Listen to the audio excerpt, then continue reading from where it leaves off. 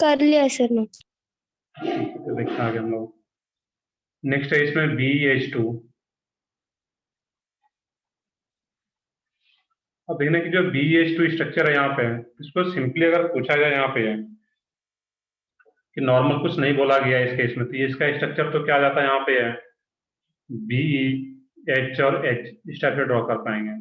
But बोला जाए इसी BH2 का पॉलीमेरिक सॉलिड फॉर्म में, पॉलीमेरिक सॉलिड फॉर्म में इसका स्ट्रक्चर क्या रहेगा। दैट मीन्स पॉलीमर बना रहा है, दैट मीन्स ये क्या होगा, एन टाइम से आ रहा होगा यहाँ पे BH2 एन टाइम्स, इसको क्या बोलते हैं polymeric solid. That means solid phase में जब होता है तो ये पॉलीमर बना पाता है यहाँ पे। अब इसका स्ट्रक्चर देखना यहाँ पे, इसके स्ट्रक्चर की बात करें यहाँ पे BE। अब यहाँ पे दो ही हाइड्रोजन आ रहा है इस केस में, और जब दो ही हाइड्रोजन आ रहा है इस केस में तो यहाँ पे H, BeH, यहाँ पर भी क्या रहेगा इसमें H, H। वो फिर मैं ड्रॉ कर देता हूँ, उसके बाद देखते हैं फिर इसको BeH, और ये भी क्या आ रहा है यहाँ पे H। और भी ले सकते हो यहाँ पे BE, इस टाइप से कंटिन्यू रहता है बेसिकली एन टाइम्स। अब देखना यहाँ पे कि बोरन का वैलेंस इलेक्ट्रॉन क्या होता है 2, लेकिन यहाँ पे दिख रहा है कि लग रहा है 4 बॉन्ड जैसा, इसको भी समझते हैं यहाँ पे। अब बोरन जो आ रहा है इस केस में, तो बोरन का जो वैलेंस इलेक्ट्रॉन है वो क्या होता है 2। एक इलेक्ट्रॉन अगर ये बोरन का मानते हैं, और एक इलेक्ट्रॉन अगर ये बोरन का, सॉरी बेरिलियम, ये क्या आ रहा है यहाँ पे बेरिलियम BE, BH2, तो यहाँ पे बेरिलियम और एक हाइड्रोजन। अब ये भी नॉर्मल बॉन्ड नहीं है, नॉर्मल कोवलेंट बॉन्ड आता है तो उसमें क्या होता है एक इलेक्ट्रॉन रहेगा, लेकिन यहाँ पे क्या होता है इस केस में एक इलेक्ट्रॉन बेरिलियम का यहाँ पे दिखाया जा रहा है, और यहाँ पे एक इलेक्ट्रॉन बेरिलियम का। तो ये जो बॉन्ड आ रहा है फिर ये किसका इलेक्ट्रॉन रहा होगा, फिर यहाँ पे ये हाइड्रोजन का होगा, और ये भी क्या होगा यहाँ पे हाइड्रोजन का। अब ये जो बॉन्ड आ रहा था हाइड्रोजन का, एक इलेक्ट्रॉन इधर ही आ जाएगा यहाँ पे, तब तो फिर ये हाइड्रोजन के पास इलेक्ट्रॉन बचेगा ही नहीं। इस बेरिलियम की पहले बात कर लें यहाँ पे, तो ये बेरिलियम का एक इलेक्ट्रॉन, और ये भी बेरिलियम का। तो अब ये बेरिलियम का और ये बेरिलियम का, तो ये जो बॉन्ड बनता है वो किसका होता है यहाँ पे हाइड्रोजन का। यहाँ पर जो ये बॉन्ड बन रहा है ये भी हाइड्रोजन का एक इलेक्ट्रॉन होता है इस केस में। तो यहाँ पर भी अगर ध्यान से देखोगे इस केस में कि यहाँ पे जितना भी बॉन्ड बनता है वो सब क्या रहता है सिंगल इलेक्ट्रॉन बॉन्ड। जितना भी बॉन्ड्स आ रहा है इसमें, ये भी सिंगल इलेक्ट्रॉन बॉन्ड, ये भी सिंगल। तो ये अगर बेरिलियम का इलेक्ट्रॉन है, ये बेरिलियम का इलेक्ट्रॉन है, तो ये फिर हाइड्रोजन का होगा, और इसमें फिर हाइड्रोजन का यूज हो रहा होगा यहाँ पे। तो यहाँ भी अगर देखोगे इस टाइप से यहाँ पे BeH2 BeH, तो ये भी कुछ उसी बनाना बॉन्डिंग टाइप से आ पाता है इसका विषय। इसमें भी 3 सेंटर है, बेरिलियम भी सेंटर में है, ये बेरिलियम भी सेंटर में, और ये H भी सेंटर में आ रहा है।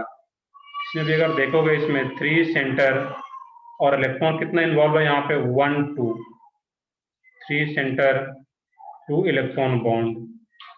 इसमें जितना भी बॉन्ड रहता है वो सब क्या रहता है 3 सेंटर 2 इलेक्ट्रॉन बॉन्ड, एक्सेप्ट जो एक्सट्रीम बॉन्ड होगा जो सबसे लास्ट का होगा वो नॉर्मल हम लोग बोल पाएंगे वहां पे, मतलब सिर्फ BeH होगा वहां पे।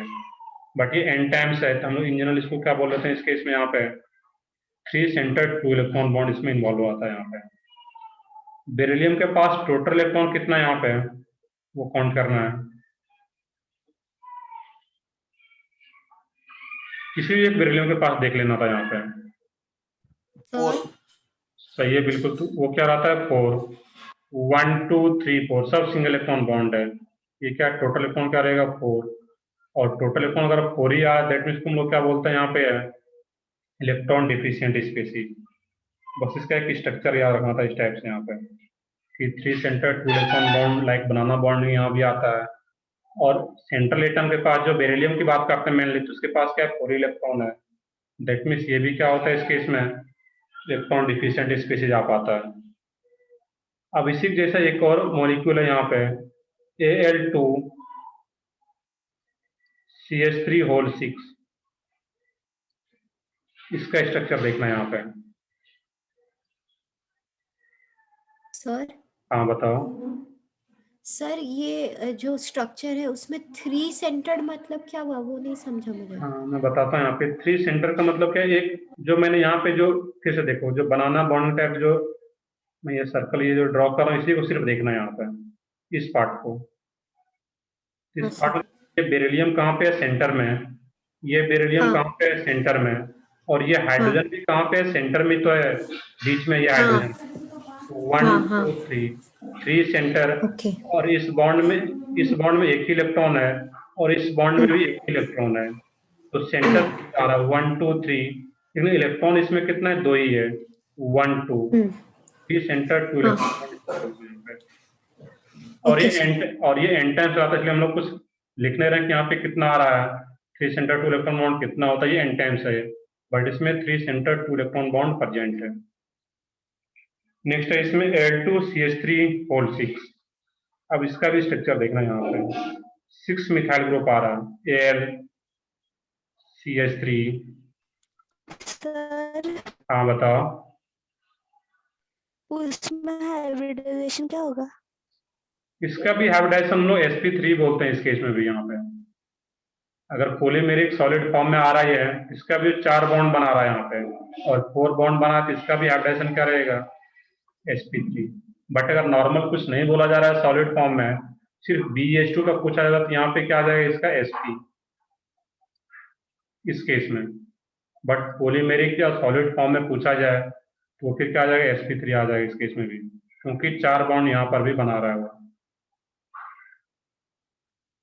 नेक्स्ट है इसमें AlC,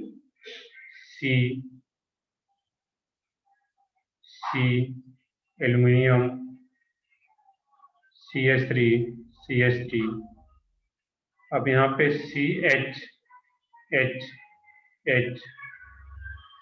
अब यहाँ भी देखोगे कि सर यहाँ पे तो कार्बन कभी भी 5 बॉन्ड बनाता नहीं है, 5 बॉन्ड यहाँ पे दिखाया जा रहा है, बट टोटल इलेक्ट्रॉन अगर काउंट करेंगे यहाँ पर भी, इसमें भी सोचना है इस केस में। एल्युमिनियम का वैलेंस इलेक्ट्रॉन क्या होता है, 3। 3 में से जो ये इलेक्ट्रॉन आ रहा है यहाँ पे, इसमें एक इलेक्ट्रॉन कार्बन का, एक इलेक्ट्रॉन एल्युमिनियम का। यहाँ भी इलेक्ट्रॉन एल्युमिनियम का और एक कार्बन का, तो ये नॉर्मल बॉन्ड आ रहा है इस केस में यहाँ पे।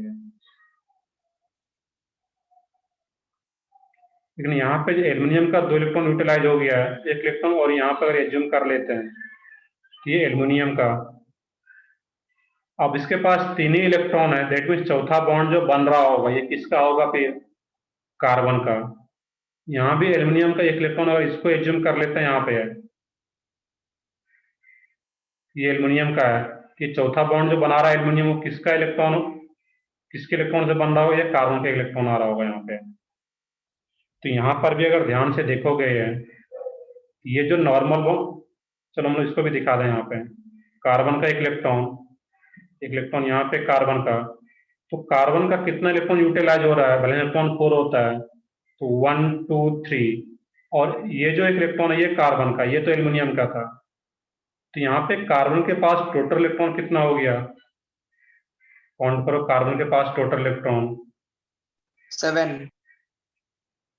नहीं, टोटल इलेक्ट्रॉन है तो शेयर्ड इलेक्ट्रॉन भी काउंट करना है वहां पे।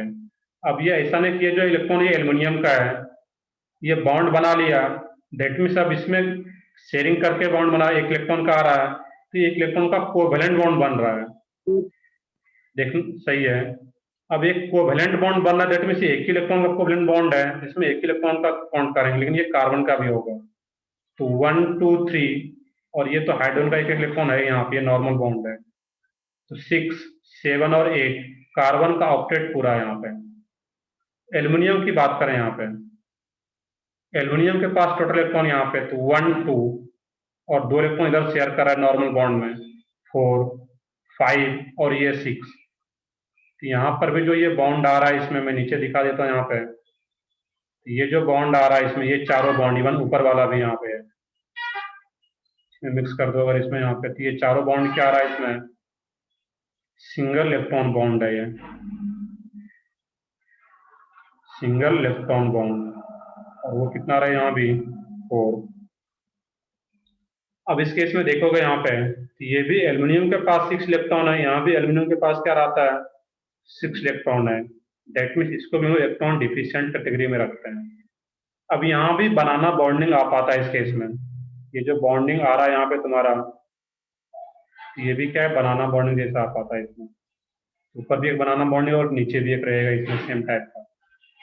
अब इसमें भी क्या आ रहा है, 3 सेंटर है, एल्युमिनियम भी सेंटर में, कार्बन भी सेंटर में और ये एल्युमिनियम भी सेंटर में, 3 सेंटर। लेकिन इसमें इलेक्ट्रॉन कितना इन्वॉल्व है, यहाँ पे बॉन्ड में एक इलेक्ट्रॉन यहाँ पे और एक इलेक्ट्रॉन यहाँ पे, 3 सेंटर 2 इलेक्ट्रॉन बॉन्ड यहाँ भी प्रेजेंट है। किस टाइप से सोचना था, ये भी ओवरऑल इलेक्ट्रॉन डिफिशियंट है।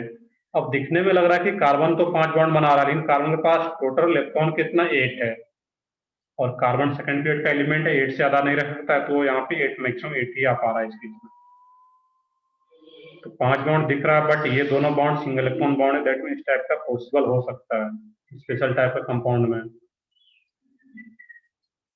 अब Al2CH3O6 में ये बनाना बॉन्डिंग आ रहा है, इसी टाइप का एक और मॉलिक्यूल है, मैं यहीं पे लिख देता हूँ उसका, Al2Cl6। Al2Cl6। अब जो Al2Cl6 है, ये किसका डाइमर होता है, डाइमर ऑफ AlCl3। तो डाइमर ऑफ AlCl3। अब AlCl3 का स्ट्रक्चर क्या होता है इस केस में, यहाँ पे उसके स्ट्रक्चर की अगर बात करते हैं हम लोग यहाँ पे, तो क्या रहेगा, Al, पहले AlCl3 की बात कर लें हम लोग। यहाँ पे AlCl3 का क्या रहता है, Cl और ये Cl, Al, Cl और ये Cl, तो ये AlCl3 है। अभी एल्युमिनियम के पास टोटल इलेक्ट्रॉन कितना यहाँ पे है, अभी दोनों को अलग अलग करके मैंने ड्रॉ किया हुआ है। इस एल्युमिनियम के पास टोटल इलेक्ट्रॉन जो रहता है, ये नॉर्मल बॉन्ड है यहाँ पे सारा, एल्युमिनियम का इलेक्ट्रॉन देखो इसमें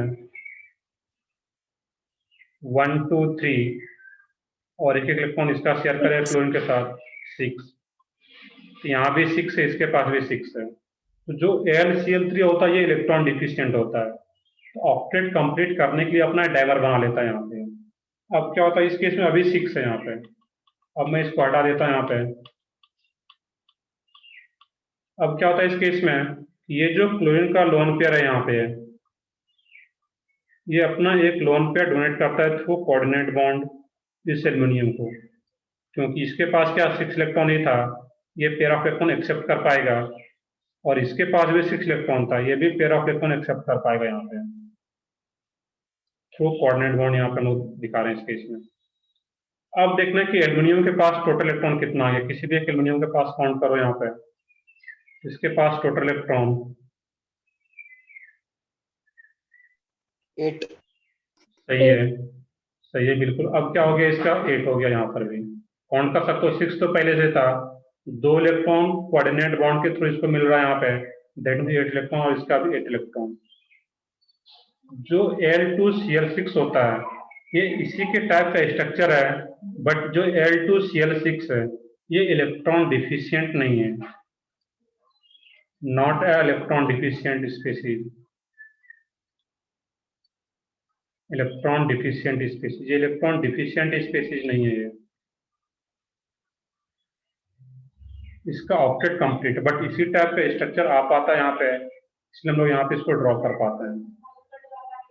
तो Al2Cl6 का इस टाइप का स्ट्रक्चर आता है, कोऑर्डिनेट बॉन्ड यहाँ पे बन पाता है, जबकि AlCl3 इलेक्ट्रॉन डिफिशियंट होता है, अपना ऑक्टेट कंप्लीट करने के लिए स्टेबिलिटी गेन करने के लिए डाइमर बना लेता है Al2Cl6।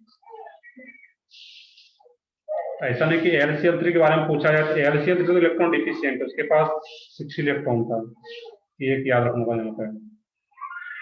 ये कुछ इंपॉर्टेंट मॉलिक्यूल हम लोग ड्रॉ कर रहे थे, इसका स्ट्रक्चर, इसको एक याद रखना था यहाँ पे। एक और भी रहा था, उसको भी ड्रॉ करना है अभी हम लोगों को। रुको सर, तो नोट कर लो इसको।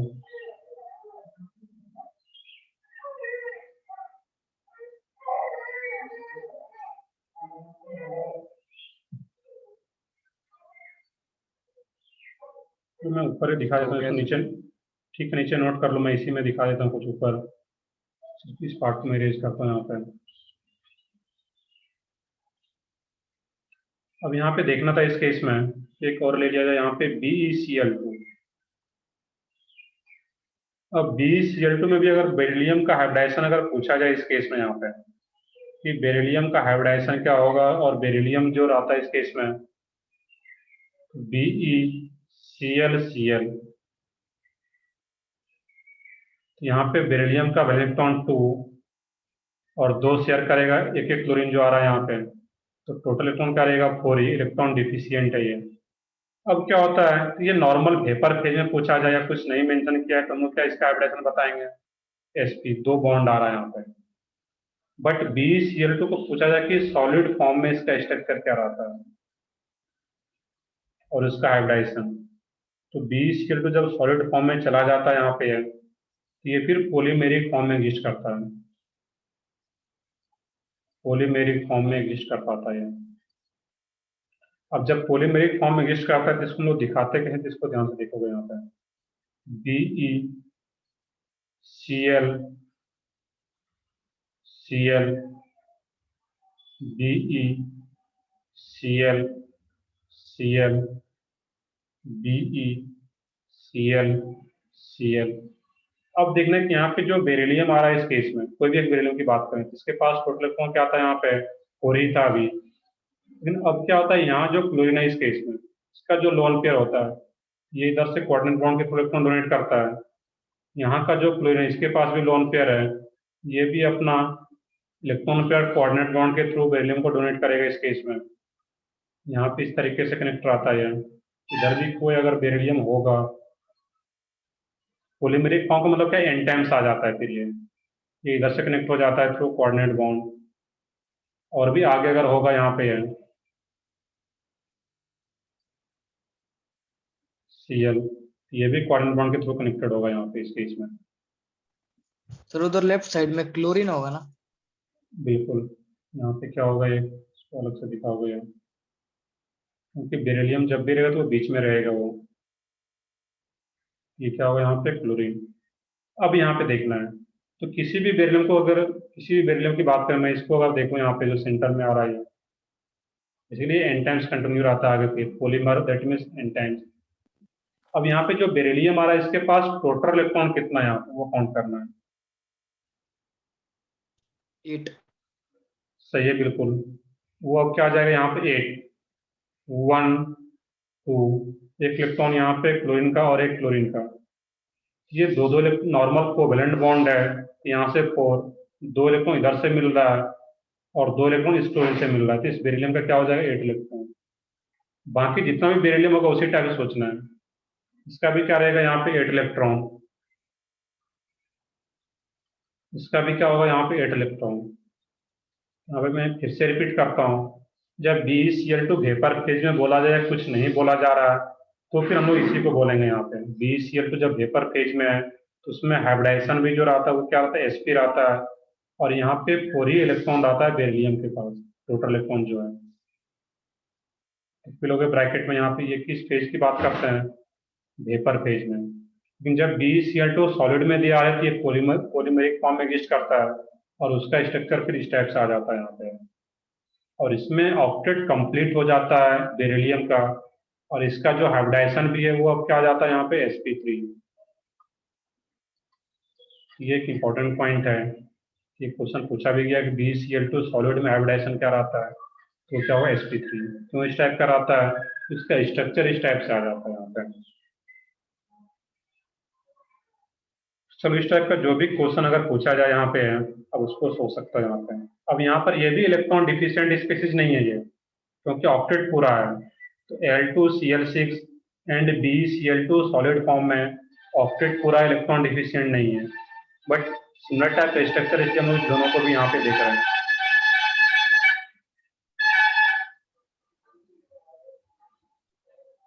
नेक्स्ट है इसमें, इस पार्ट को नोट कर लियोगे सब लोग।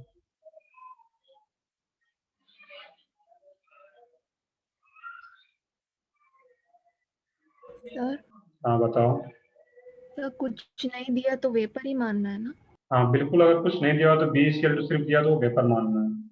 सॉलिड में जब दिया रहता है तो वो मेंशन क्या हुआ रहता है, पॉलीमेरिक फॉर्म में लिखा रहेगा ब्रैकेट में या फिर सॉलिड में।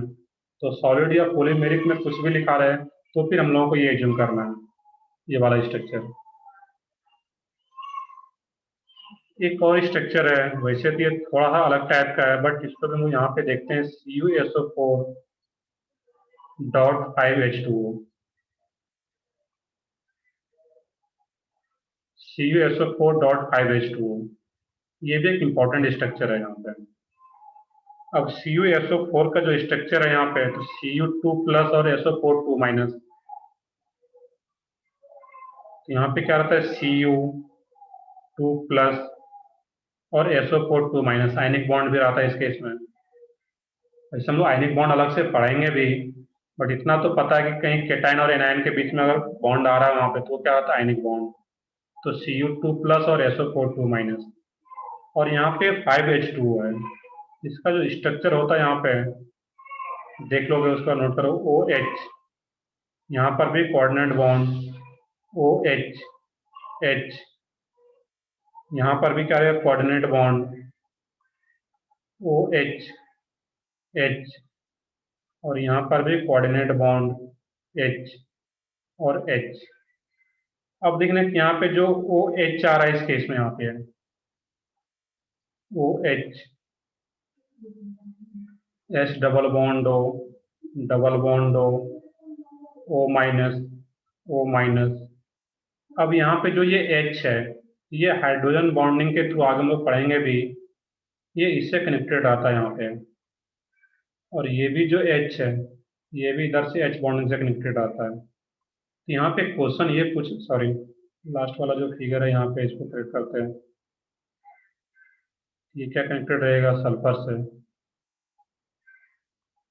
अब देखना यहाँ पे है, इस केस में जो Cu2 प्लस है, तो दिखने में लगता है कि .5H2O है, कॉपर सल्फेट पेंटाहाइड्रेट, या इसका एक नेम और क्या रहता है,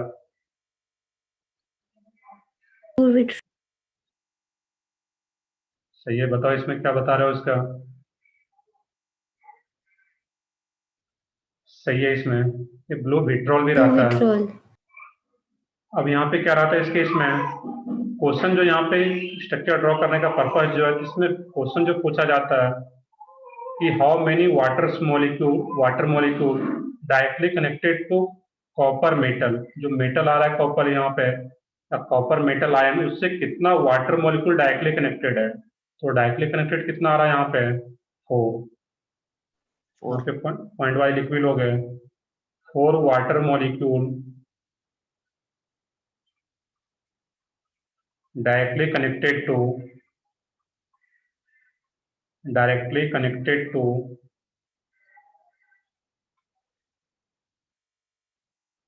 Cu2 plus ion through coordinate bond के थ्रू कनेक्टेड आता है।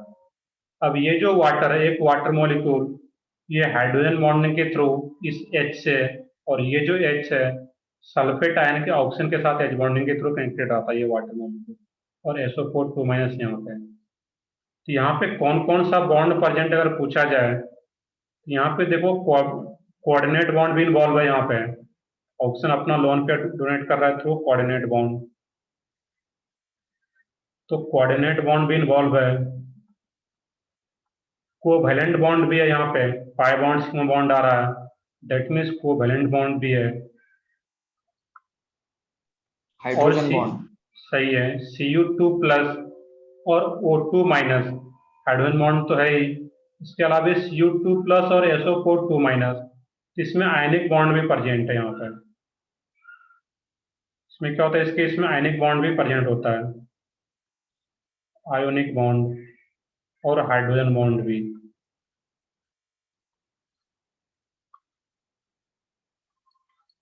तो CuSO4.5H2 में 4 टाइप का बॉन्ड प्रेजेंट है, कोऑर्डिनेट बॉन्ड भी है, कोवैलेंट बॉन्ड भी है, आयोनिक बॉन्ड भी है, हाइड्रोजन बॉन्ड भी।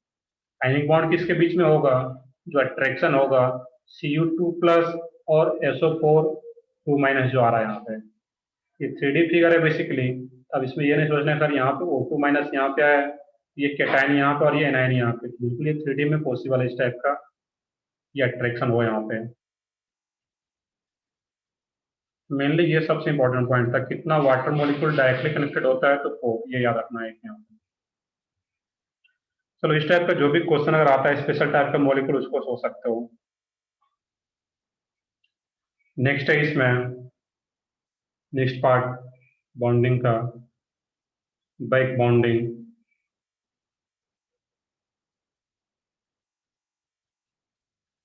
इसको नोट करो, आगे देखते हैं हम लोग। नेक्स्ट आएगा इसमें बैक बॉन्डिंग।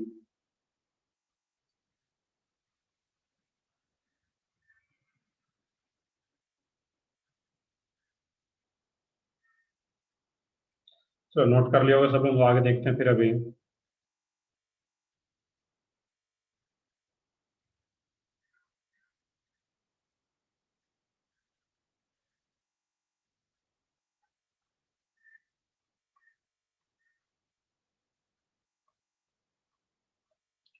Back bonding. अब यहाँ पे बैक बॉन्डिंग में पहले एक पॉइंट देख लेना था, यहाँ पे ये होता क्या है।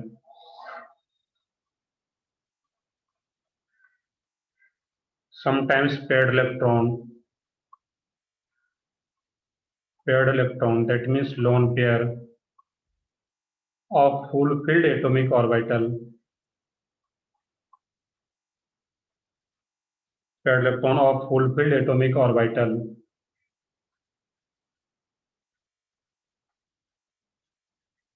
may share to the vacant atomic orbital. Vacant atomic orbital, AO atomic orbital, to form a bond is known as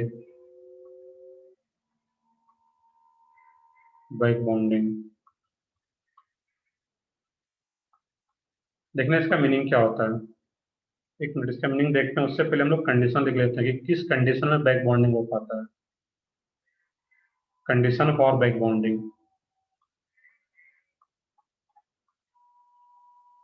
condition for back bonding.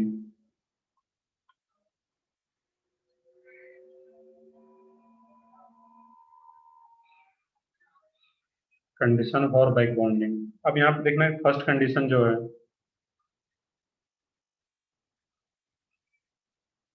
one bonded atom must have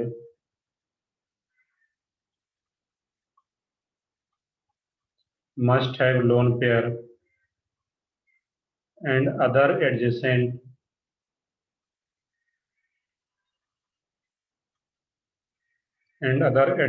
bonded atom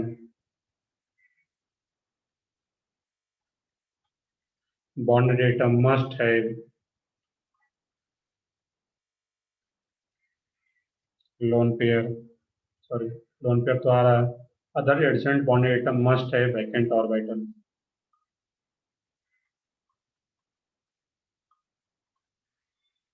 ये पहला condition है और ये एक important condition है। Second condition ये भी है, जनरली वैकेंट ऑर्बिटल्स आर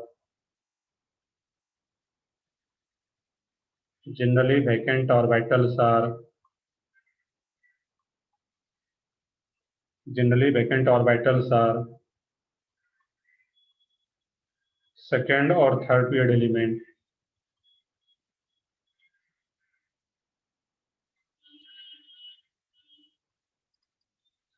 अब यहाँ पे देखना था इसका मीनिंग कि पहला कंडीशन क्या है, one bonded atom must have lone pair हो and other adjacent bonded atom must have vacant orbital, उसके पास क्या हो, वैकेंट ऑर्बिटल्स हो। यहाँ पे इसको हम लोग समझें अगर एग्जांपल से, यहाँ पे क्या हो, बी एफ एफ और यहाँ पर भी क्या आ रहा हो, एफ। अब यहाँ पे देखना है कि बोरन के पास, ये बोरन का हाइब्रिडाइजेशन क्या रहेगा, sp sp2 या sp3।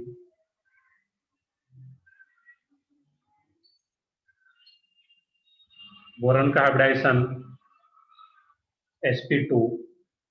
अब देखना कि यहाँ पे जो फ्लोरीन आ रहा है इस केस में, फ्लोरीन के पास लोन पेयर है या नहीं है, तो यहाँ पे एक लोन पेयर आ रहा है इस केस में। अब बोरन के पास टोटल इलेक्ट्रॉन क्या है, 6 है, अभी sp2 हाइब्रिडाइजेशन आ रहा है, तो बोरन के पास एक वैकेंट pb होता है। और स्ट्रक्चर देखोगे, ये बॉक्स डायग्राम देखोगे यहाँ पे बोरॉन का 1s2 2s2 2p 1, यहाँ पे क्या है 1, ये 2s और 2p में एक ही इलेक्ट्रॉन है।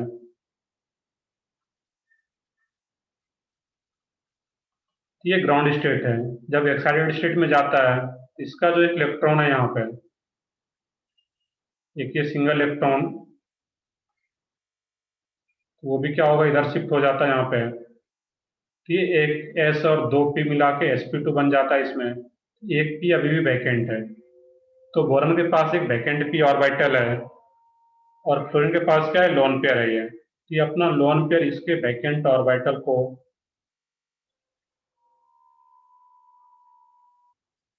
यहाँ पे इलेक्ट्रॉन डोनेट करेगा, और जैसे इलेक्ट्रॉन डोनेट करता है यहाँ पे है, और ये भी जो लोन पेयर है यहाँ पे, ये जैसे इलेक्ट्रॉन डोनेट करेगा, तो यहाँ पे कुछ पाई बॉन्ड कैरेक्टर या डबल बॉन्ड कैरेक्टर डेवलप हो जाता है।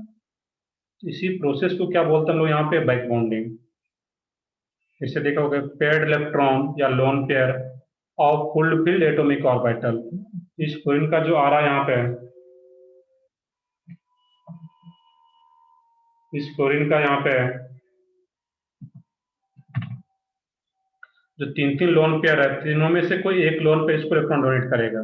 इधर भी पाई बॉन्ड कैरेक्टर है।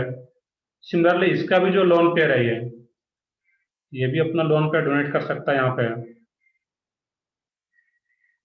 और जैसे लोन पेयर अगर डोनेट करता है, इधर भी पाई बॉन्ड कैरेक्टर, इधर भी पाई बॉन्ड कैरेक्टर। तो जैसा कि हम लोग पढ़े थे रेजोनेंस का प्रोसेस, ऑर्गेनिक हम लोग पढ़ चुके हैं, तो जो रेजोनेंस का प्रोसेस होता है वैसा ही कुछ यहाँ पर भी रहता है कि बोरॉन के पास वैकेंट ऑर्बिटल है और यहाँ पे एक लोन पेयर, यहाँ पे ये लोन पेयर डोनेट कर पाएगा इसके वैकेंट ऑर्बिटल में। तो यहाँ पर भी पाई बॉन्ड कैरेक्टर, इधर भी पाई बॉन्ड कैरेक्टर, इधर भी पाई बॉन्ड कैरेक्टर। किसी को अगर एक साथ दिखाना हो यहाँ पे, तो एफ एफ और ये एफ, तो यहाँ पर भी क्या होता है, इसके इसमें पाई बॉन्ड कैरेक्टर डेवलप हो जाता है। इधर भी पाई बॉन्ड कैरेक्टर डेवलप होगा और इधर भी पाई बॉन्ड कैरेक्टर डेवलप होता है ड्यू टू बैक बॉन्डिंग। जो अपना लोन पे डोनेट कर रहा है, इसी प्रोसेस को क्या बोलते हैं यहाँ पे, बैक बॉन्डिंग। तो तीनों साइड से बन सकता है यहाँ पे। अब एक क्वेश्चन, जो एक इंपॉर्टेंट क्वेश्चन पूछा जाता है कि BF3, ये क्या आता है यहाँ पे, BF3 and BF4 and BF4 minus में BF बॉन्ड लेंथ किसका ज्यादा होगा यहाँ पे, BF बॉन्ड लेंथ सोच के बताओ यहाँ पे। BF4 minus. BF4। सही है, BF4 माइनस। अब इसका रीजन क्या रहता है कि BF3 में क्या होता है, बैक बॉन्डिंग के चलते डबल बॉन्ड कैरेक्टर डेवलप हो जाता है यहाँ पे। और BF4 माइनस की स्ट्रक्चर की बात करो यहाँ पे, तो इसमें क्या आता है, BF F F और यहाँ पे F। तो यहाँ पे क्या होता है, लोन पे, तो यहाँ पे बोरॉन का ऑलरेडी ऑक्टेट पूरा है, यहाँ पे कोई भी बैक बॉन्डिंग नहीं होगा यहाँ पे, क्योंकि ऑलरेडी ऑक्टेट पूरा है, तो वैकेंट ऑर्बिटल नहीं है। यहाँ पे इसका हाइब्रिडाइजेशन भी क्या आ रहा है, sp3 आ गया, कोई भी वैकेंट p नहीं है। यहाँ पे एक वैकेंट p ऑर्बिटल था इस बोरॉन के पास, इलेक्ट्रॉन डिफिशियंट भी था, अभी ये 6 इलेक्ट्रॉन ही था। ये पेयर ऑफ इलेक्ट्रॉन एक्सेप्ट करता है थ्रू बैक बॉन्डिंग। यहाँ पे BF बॉन्ड लेंथ जो रहता है, तो किसका होगा, BF4 माइनस में ज्यादा होगा, और BF3 का जो BF बॉन्ड लेंथ होगा वो क्या रहेगा, कम रहेगा, क्योंकि बैक बॉन्डिंग के through double bond character develop हो जाता है। ये एक इंपॉर्टेंट क्वेश्चन है, इसको याद रखना था यहाँ पे। अब यहाँ पे हम लोग देख रहे थे BF3, इसी के जैसा यहाँ पे BCl3 की बात करें यहाँ पे, तो यहाँ पे कंडीशन जो था कि एक एटम के पास वैकेंट ऑर्बिटल हो, जहाँ जो कि यहाँ पे बोरॉन के पास आ रहा है, और दूसरे एटम के पास क्या हो, लोन पेयर है, जो कि फ्लोरीन के पास लोन पेयर आ रहा है यहाँ पे। और जो वैकेंट ऑर्बिटल्स वाला एटम रहता है वो जनरली किस पीरियड का रहता है, जो एलिमेंट्स है सेकंड या थर्ड पीरियड का एलिमेंट रहेगा यहाँ पे। तो बोरॉन सेकंड पीरियड का आ रहा है यहाँ पे, तो दोनों कंडीशन को सेटिस्फाई कर रहा है यहाँ पे। ये BF3 की बात कर रहे थे। Next example BCl3।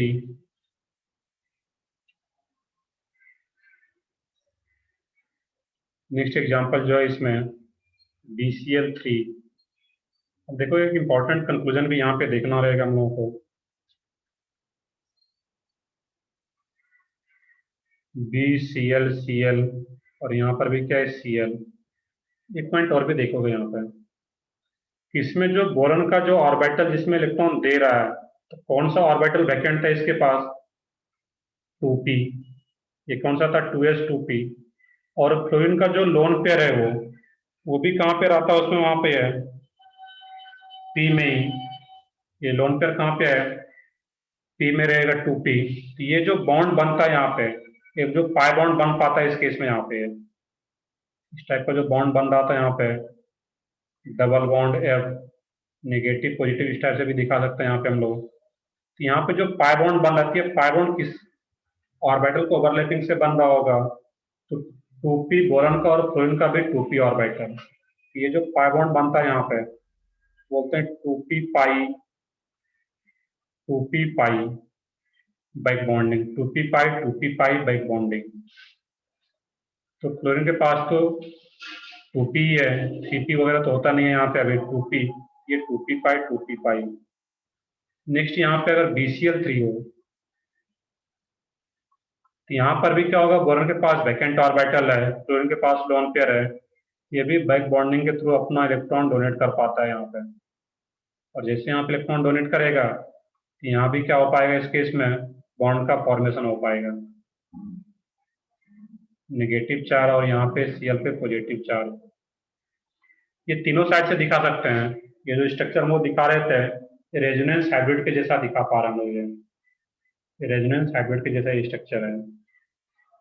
अब यहाँ पे जो पाई बॉन्ड है वो कैसे बन रहा होगा? ये कौन से ऑर्बिटल के ओवरलैपिंग से बन रहा होगा? 2p पाई। और क्लोरीन का जो लोन पेयर डोनेट कर रहा है यहाँ पे, ये लोन पेयर कहाँ पे होता है क्लोरीन का? 2p में या 3p में? सोचो यहाँ पे खुद से। 2p और क्लोरीन का जो लोन पेयर है वो कहाँ पे रहेगा? 3p में। 3p। कन्फिग्रेशन लिख के देखो, क्लियरली पता चल जाएगा। तो क्या है 3p में क्लोरीन का? तो 2p पाई 3p पाई बैक बॉन्डिंग।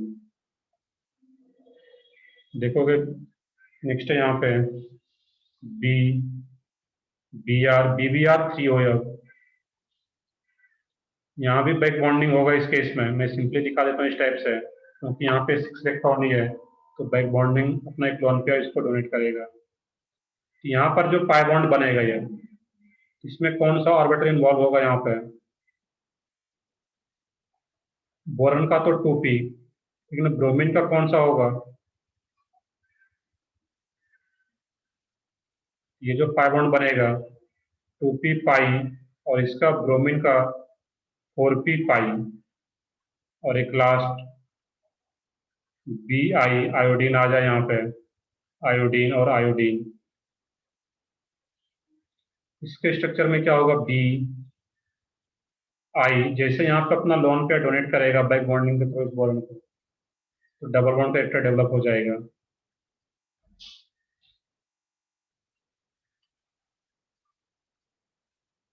ये जो बॉन्ड बन रहा है ये कैसा बन रहा है? यहाँ पे 2p pi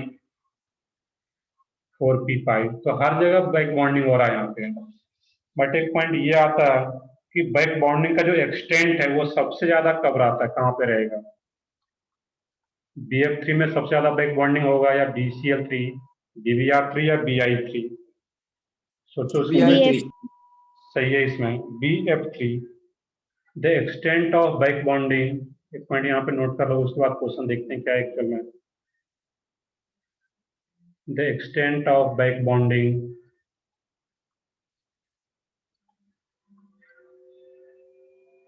the extent of back bonding is much larger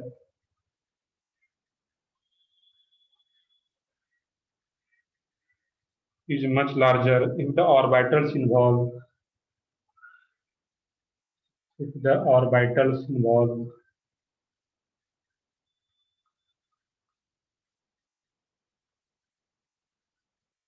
in the back bonding are of same size, are of same size,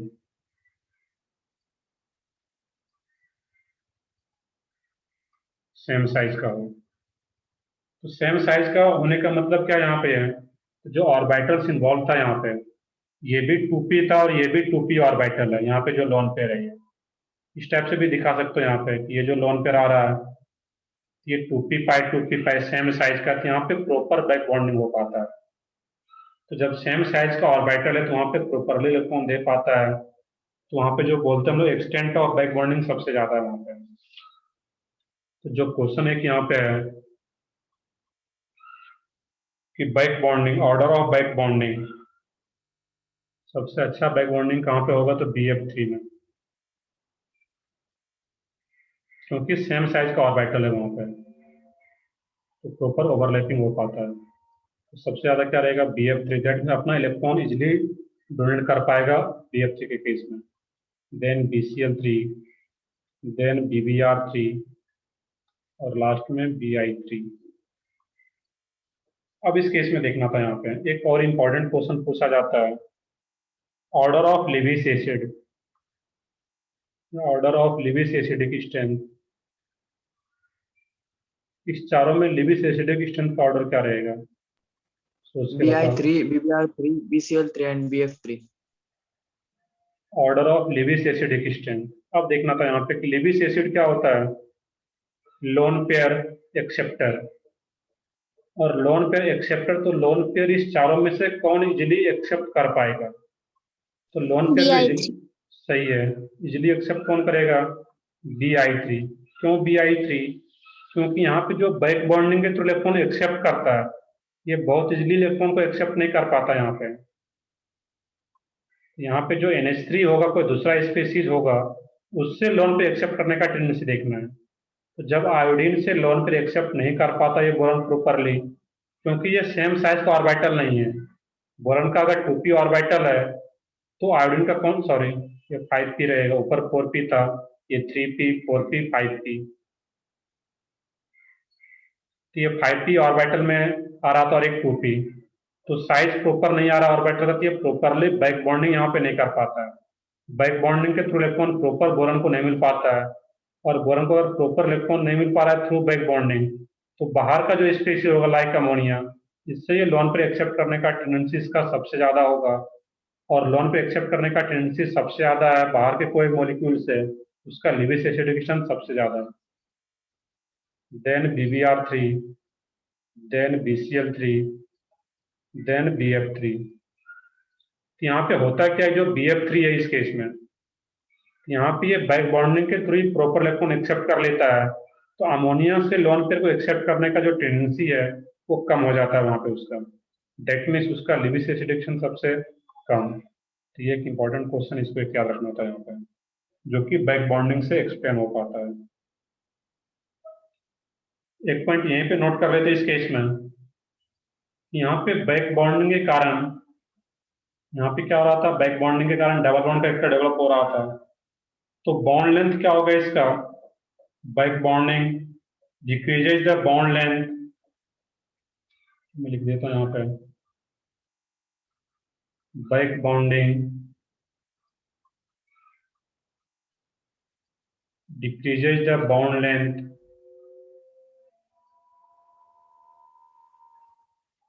and increases the bond strength।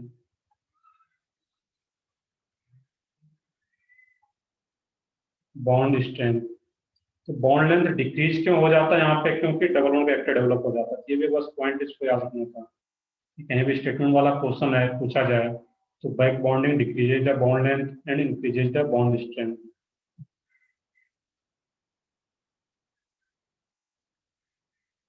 तो नोट कर लिया पॉइंट, ये बस ये नोट कर लेना था पॉइंट यहाँ पे।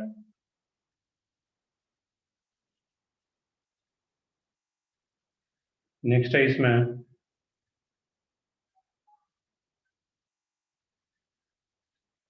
ये तो नोट कर चुके हो यहाँ पे लेविस एसिडिक पाउडर और back bonding powder.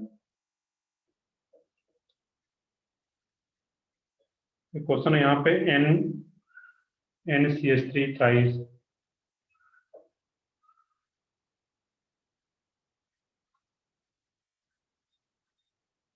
NCH3 CH3 CH3 N SiH3 SiH3, SiH3। तो यहाँ पे नाइट्रोजन का हाइब्रिडाइजेशन क्या है फर्स्ट वाले केस में, सोच के बताओ यहाँ पे। sp3। एक मिनट, नोट कर रहे हैं अभी।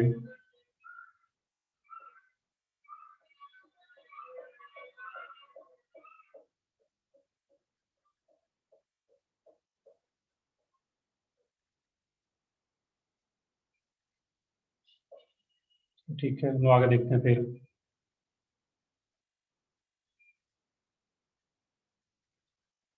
NCH3 CH3, यहाँ पे जो इसका हाइब्रिडाइजेशन होगा ये क्या रहेगा इस केस में, यहाँ पे sp3, और यहाँ पे नाइट्रोजन का हाइब्रिडाइजेशन क्या होगा,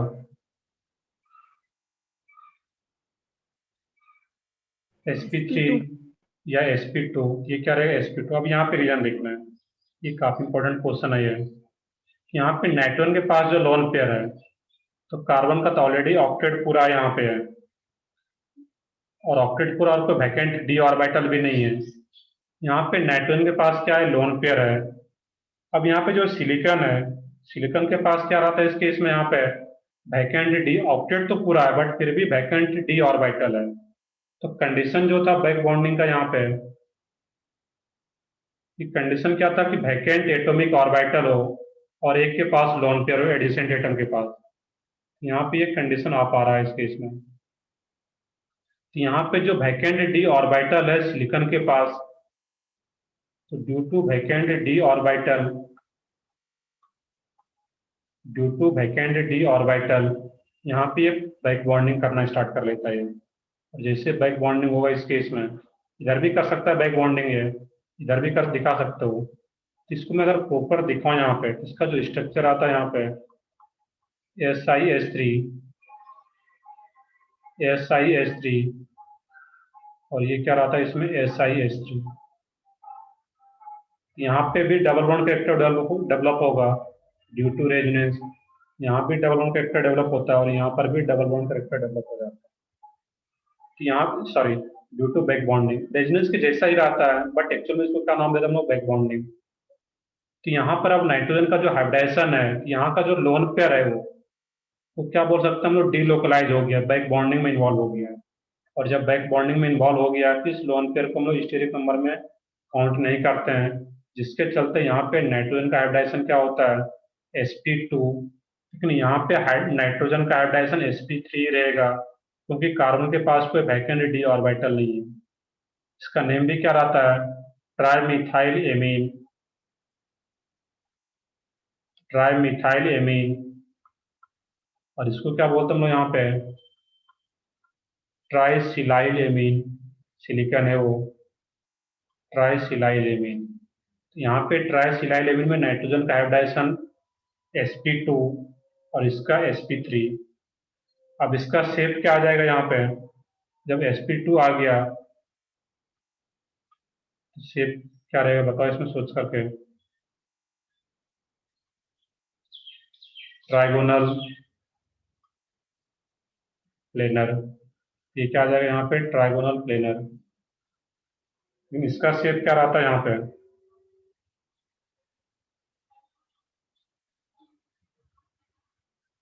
अब शेप देखना कि तीन बॉन्ड। अब देखना यहाँ पे पॉइंट ये भी है कि टेट्राहेड्रल, जब इसका ज्योमेट्री जनरली वर्ड यूज किया जाए तो उस केस में क्या रहता है वहां पे टेट्राहेड्रल, बट यहाँ पे नॉर्मल लोग शेप की बात करें वेस्पर थ्योरी से, तो तीन बॉन्ड पेयर और एक लोन पेयर आ रहा है यहाँ पे। तो तीन बॉन्ड पेयर और एक लोन पेयर आ रहा है कि ये क्या हो जाएगा, तो शेप वर्ड यूज किया जाए तो वहां पे हम लोग लोन पेयर को हाइड कर देते हैं। तो नॉर्मली क्या होगा उस केस में, पिरामिडल, जो कि वेस्पर थ्योरी में हम लोग पढ़े थे। यहाँ का लोन पेयर, एक लोन पेयर और तीन बॉन्ड पेयर, तो शेप क्या आ जाएगा, पिरामिडल।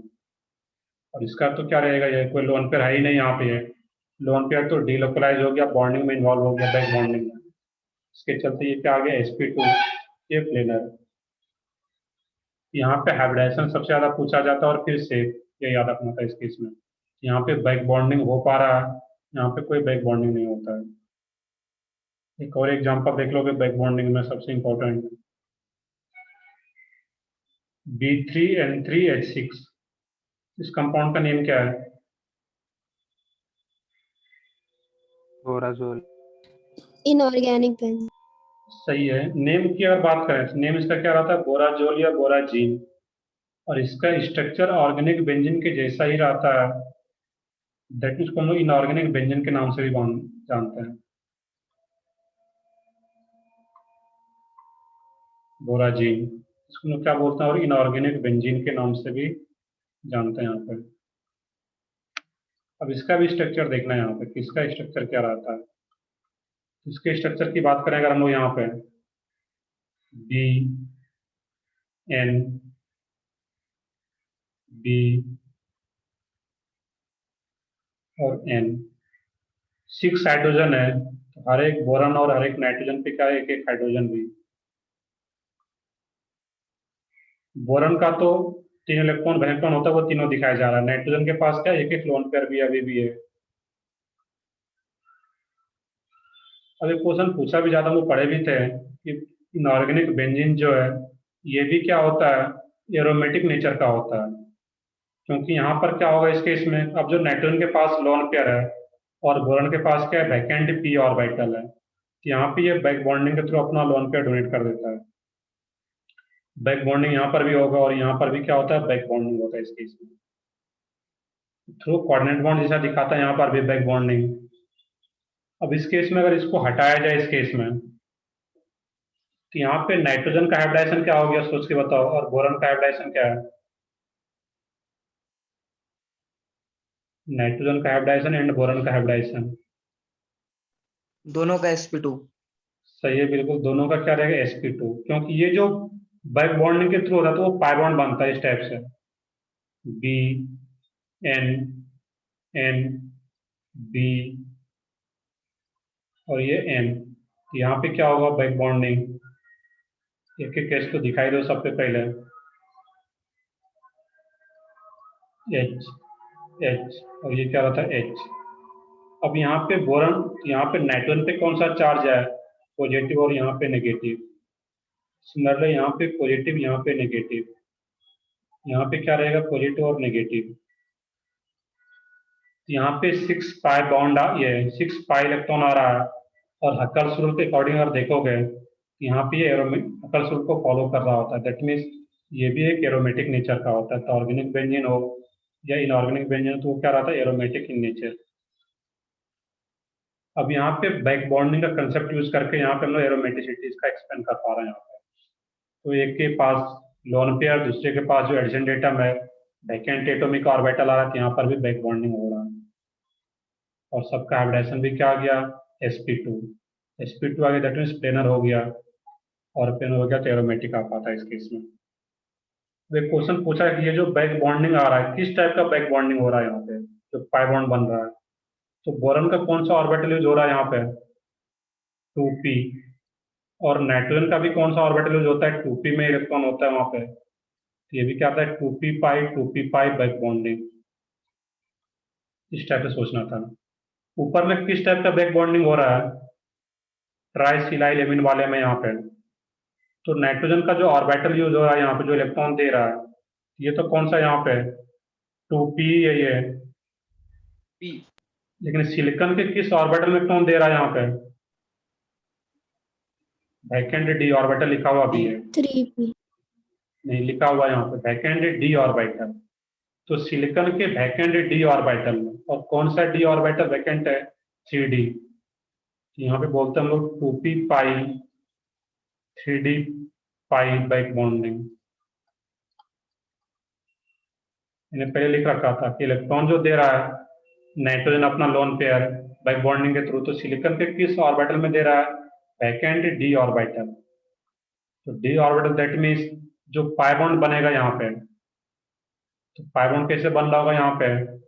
3d, सिलिकॉन का 3d ऑर्बिटल एंड नाइट्रोजन का 2p, तो 2p पाई 3d पाई 3d पाई बैक बॉन्डिंग। ये भी क्वेश्चन पूछा जा सकता है, तो किसी टाइप का क्वेश्चन आ सकता है यहाँ पे। तो इस टाइप का जो भी क्वेश्चन अगर आप आता है यहाँ पे उसको सोच सकते हो, बैक बॉन्डिंग से रिलेटेड जितना भी क्वेश्चन आता है। कि हम लोग देख रहे थे electron deficient species, banana bonding and back bonding. इसका जो नेक्स्ट पार्ट रहता है यहाँ पे वो एमओटी हम लोग देखेंगे या फिर डायपोलमेंट देख पाएंगे।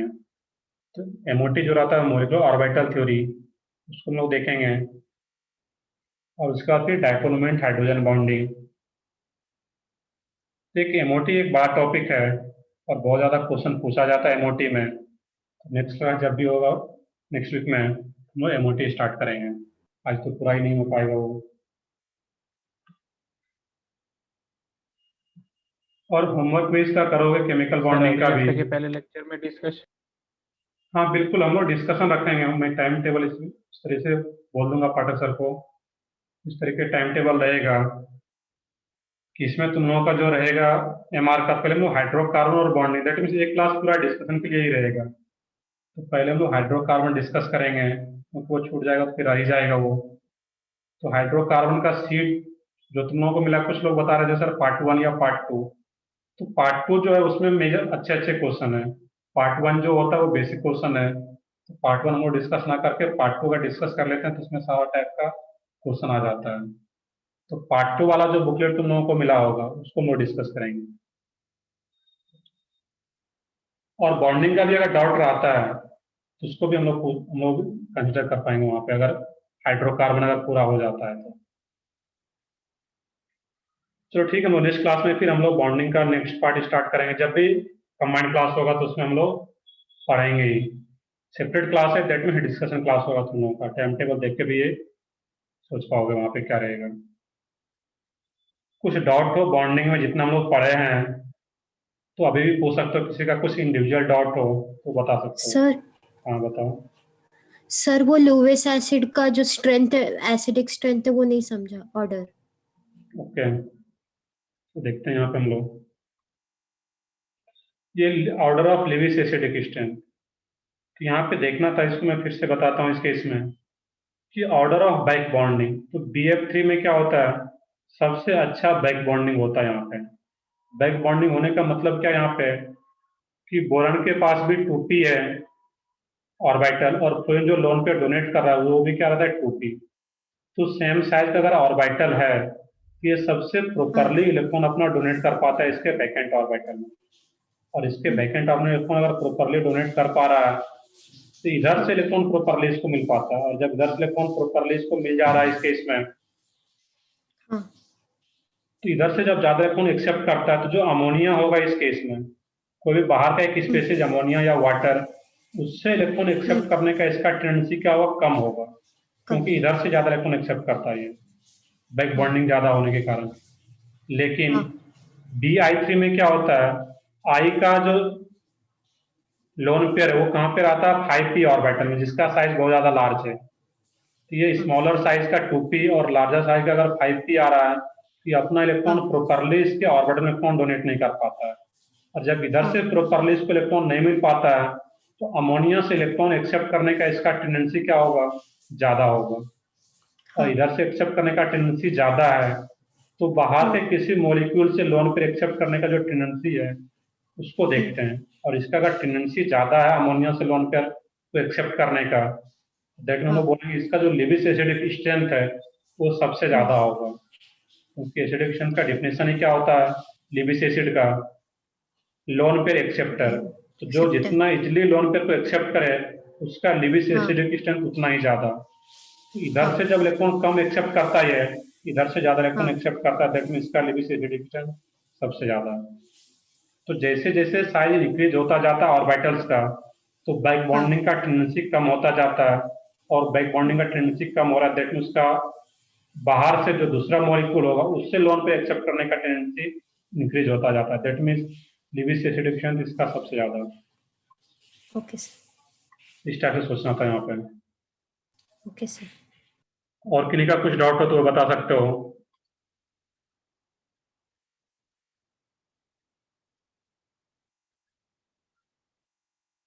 चलो देखते हैं हम लोग, पॉसिबल हुआ तो मैं यूट्यूब पे इसको डाल दूंगा इस रिकॉर्डिंग को।